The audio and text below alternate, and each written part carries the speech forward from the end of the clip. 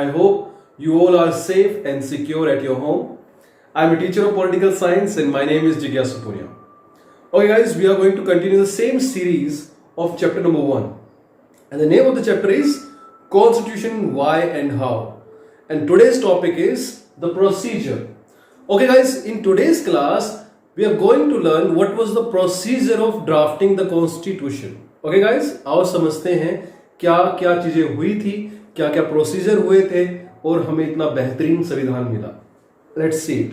बच्चों, एक बात तो साफ साफ हमें समझ में आ गई थी कि पूरी कॉन्स्टिट्यूएंट असेंबली का फोकस था कि हमारा संविधान जो है वो पब्लिक सेंट्रिक हो, पब्लिक के लिए रीजनेबल हो, और इसीलिए हमारे नेता हर एक डायरेक्शन में डिबेट कर रहे थे, जो रीजनेबल डिबेट हो रही थी और जो कंस्ट्रक्टिव डिबेट थी. आगे देखते हैं.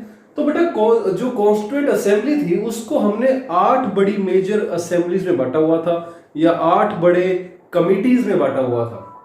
इन 8 कमिटीज को अलग अलग लीडर्स जो हमारे संविधान से जुड़े हुए थे वो देख रहे थे. इवन ये लीडर जो हैं, इनका हमारे देश की पॉलिटिक्स में बहुत ज्यादा कंट्रीब्यूशन रहा था उस टाइम से लेकर के आज तक.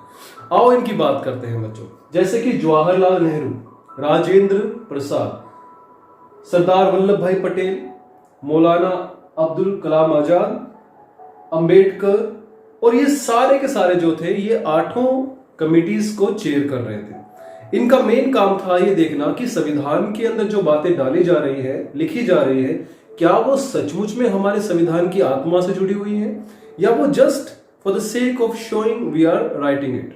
आगे बढ़ते हैं बच्चों. ऐसा नहीं है बच्चों कि ये सब के सब आपस में एक दूसरे के साथ एग्री करते थे.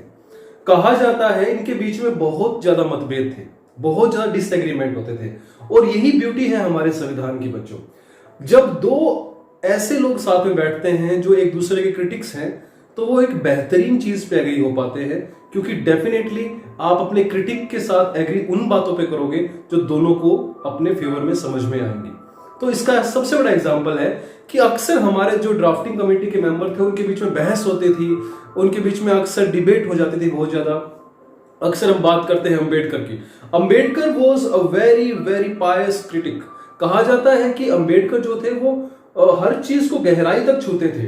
कोई भी बात है, कोई भी अगर टॉपिक है तो उस टॉपिक को क्यों लाया जा रहा है, क्या कारण है, उसका दलितों पे क्या प्रभाव पड़ेगा, औरतों पे क्या प्रभाव पड़ेगा, उसका माइनॉरिटीज पे क्या प्रभाव पड़ेगा, ये अंबेडकर की सबसे इंपॉर्टेंट जो थे पॉइंट हुआ करते थे.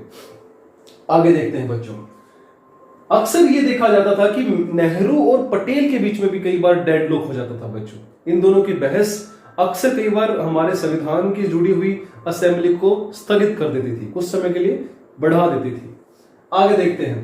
पर एक बात हमें साफ साफ पता है कि जो अंबेडकर जी थे वो लंबे समय से गांधी जी और कांग्रेस के क्रिटिक रहे हैं. इनको ये लगता था कि गांधी और जो कांग्रेस है वो दलितों के फेवर में या एससी कम्युनिटी के फेवर में ज्यादा कुछ अच्छा नहीं करना चाहते, और यही कारण है कि Ambedkar was a slightly more critic than others.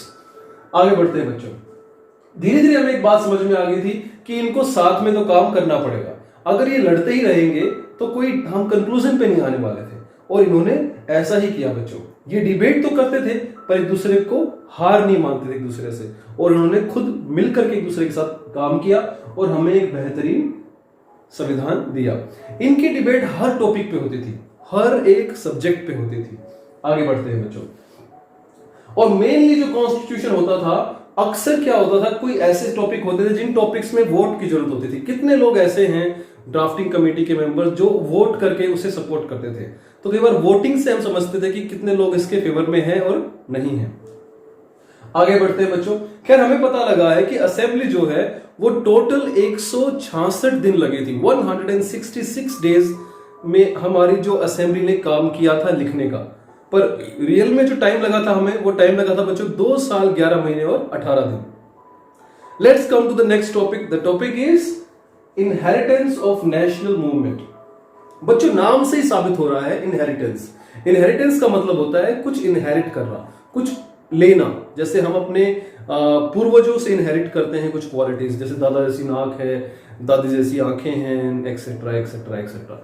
वैसे ही हमारे संविधान को बनाने वालों ने बहुत बारीकी से ये ध्यान दिया कि हमारी नेशनल मूवमेंट के अंदर जिन खास प्रिंसिपल्स को हमने उठाया था उनको हम जरूर संविधान में डालेंगे। और ये वो बड़ी बातें थी जो कॉन्स्टिट्यूएंट असेंबली से जुड़े हुए नेता भूलने नहीं वाले थे, क्योंकि वो डायरेक्टली फ्रीडम स्ट्रगल से जुड़े हुए थे। आओ देखते हैं बच्चों वो क्या प्रिंसिपल थे।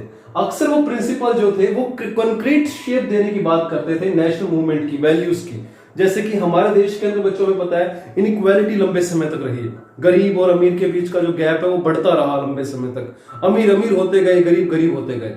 हमने ये देखा बच्चों हमारे देश के अंदर इनइक्वालिटी जो थी वो सोशल भी थी, जातियों के बीच में इनइक्वालिटी होना, धर्म के बीच में इनइक्वालिटी होना, और ये सारी चीजों को हमें समय के साथ खत्म करना था, जो हमारे संविधान का बहुत बड़ा एम था। आओ आगे बढ़ते हैं बच्चों। हालांकि एक बात पे तो हम एग्री करते हैं कि हमारा संविधान जो है वो नेशनल मूवमेंट के ऊपर बहुत बड़े लेवल पे अपनी बातों को ध्यान दे रहा था, पर इसका सबसे बड़ा श्रेय जाता है बच्चों नेहरू को।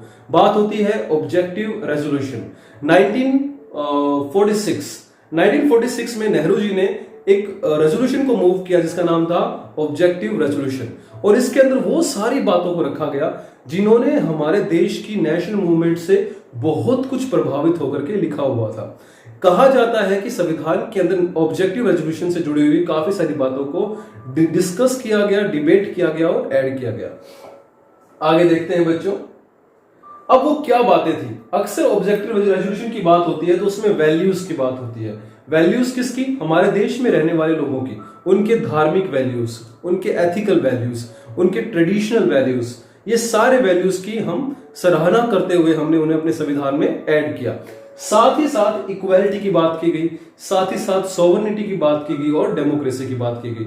लंबे समय से देश गुलाम रहा था बच्चों, अब समय आ गया था कि देश आजाद भी हो और अपनी भागडोर अपने हाथों में रखे। किसी पावरफुल कंट्री के गुलाम हम बन के रहना नहीं चाहते थे, और ये ऑब्जेक्टिव रेजोल्यूशन के अंदर हमें मेंशन किया गया।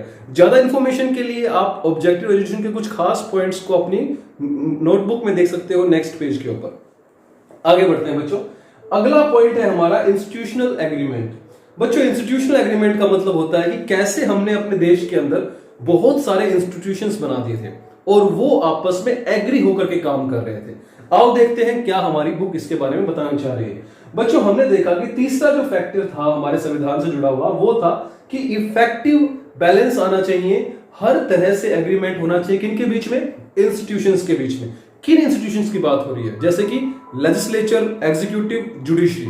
बच्चों ये वो इंस्टीट्यूशन हैं जो हमारे संविधान की नींव से जुड़े हुए हैं। अगर आपको किसी भी एक इंस्टीट्यूशन के ऊपर विश्वास ना हो तो दूसरा इंस्टीट्यूशन फेल हो जाता है, तो जरूरी है इन तीनों पिलर्स को हम संभाल के रखें। आगे बढ़ते हैं बच्चों, धीरे धीरे हमने देखा कि कैसे जुडिशरी, एग्जीक्यूटिव और लेजिस्लेचर को हमने समय समय पे मजबूत किया, और ये बहुत बड़ा एग्जांपल है बच्चों फेडरलिज्म का, जो हमने देखा कि अमेरिका से हमने सीखा। अमेरिका में भी हमने देखा कि कैसे फेडरलिज्म को बहुत बहुत बारीकी से प्रैक्टिस किया जाता है। तो हमारा संविधान जो था वो कोई एक ऐसा संविधान नहीं था जिसे कुछ लोगों ने बनाया। ये संविधान ऐसा संविधान था जिसने बहुत सारे संविधान को स्टडी करने के बाद बनाया गया। कहा जाता है कि हमारे फ्रेमर्स शर्माए नहीं उन बातों को लेकर के जो दूसरे कॉन्स्टिट्यूशन में दी हुई थी। पहली बात बच्चों, हमारा संविधान जो है वो एक बहुत बड़ी कम्युनिटी को सपोर्ट करता है। जैसे कि 130 करोड़ कहा जाता है कि पॉपुलेशन है, पर आज के टाइम पे 150 करोड़ के आसपास जनता हो सकती है। अब इतनी बड़ी जनसंख्या को सपोर्ट करने के लिए एक संविधान, one size doesn't fit all but one constitution fits all, इसलिए हमारा संविधान जो है वो इस तरीके से फ्रेम किया गया कि बहुत अच्छे अच्छे कॉन्स्टिट्यूशन से अच्छी अच्छी बातों को निकाला और हमारे संविधान के अंदर ऐड कर दिया गया। इसका कारण था बच्चों डाइवर्सिटी। हमारे देश के अंदर भी बहुत ज्यादा डाइवर्सिटी है और इस डाइवर्सिटी की वजह से हमने संविधान को भी डाइवर्स बनाया, और यही हमारे संविधान की ब्यूटी भी है। आगे बढ़ते हैं बच्चों, धीरे धीरे हमने एक बात को सीख लिया कि संविधान ने अपने आप को डिफाइन किया, अपने आप को जस्टिफाई किया और उसने अपने आप को बेस्ट सूटेड मोड में लाके रख दिया। आज हमारा संविधान इस सिचुएशन में है जहां 126 अमेंडमेंट हो चुके हैं, पर फिर भी हमारा देश का संविधान जो है वो ग्रो कर रहा है, स्टेबल है, फ्लेक्सिबल भी है, रिजिड भी है, और ये दुनिया का सबसे बेहतरीन संविधान है बच्चों। याद रखो एक बात जो अंबेडकर जी ने कही थी, I give you the best form of constitution in the world, but I am worried if it goes into the wrong hand, I will be the first person to burn this. So guys, with this quote, I'll end my chapter. I hope you guys are enjoying and learning from my lectures. If you're learning, please like, share and subscribe. I'll definitely respond to your comments. Thank you very much for being a patient audience. Thank you very much. Have a nice day. Stay safe.